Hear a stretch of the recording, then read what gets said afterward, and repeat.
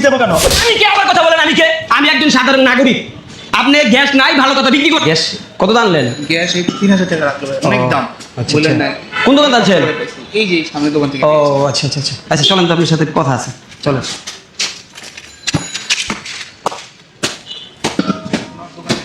ভাই ভাই, আমি আপনার কাছে একটু আগে এসে খোঁজ করলাম, গ্যাস চাইলাম, গ্যাস নাই, আবার ওনার কাছে গ্যাস বিক্রি করলেন। তা আপনার সমস্যা কি?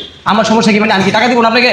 আরে ভাই স্যার আপনি যান স্যার, গ্যাস নিয়ে চলে যান স্যার। না উনি তাকে একটু কথা বলা উচিত। কেমন কথা আমি বুঝলাম না। ওনার আপনি বিদায় করে দিতেছেন, আমার কথা শুনবেন না আপনি? কি হয়েছে বলেন? হ্যাঁ, আমাকে গ্যাস দিলেন না, ওনাকে গ্যাস দিলেন, আমি কি আপনাকে টাকা দিব না? আমি কি টাকা ছাড়া গ্যাস নিব আপনার কাছ থেকে?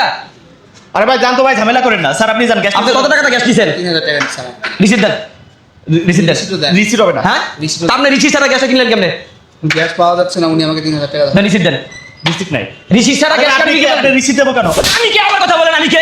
আমি একজন সাধারণ নাগরিক। আপনি গ্যাস নাই, ভালো কথা বিক্রি করবেন না। আপনি এত দামে গ্যাস কেন লুকাই লুকাই বিক্রি করবেন?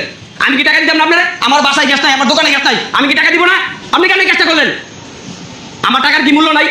ওনাকে গ্যাস দিচ্ছেন, আমার গ্যাস দিবেন না, এটা আবার কেমন কথা? হাইজালের একটা সীমা থাকা দরকার।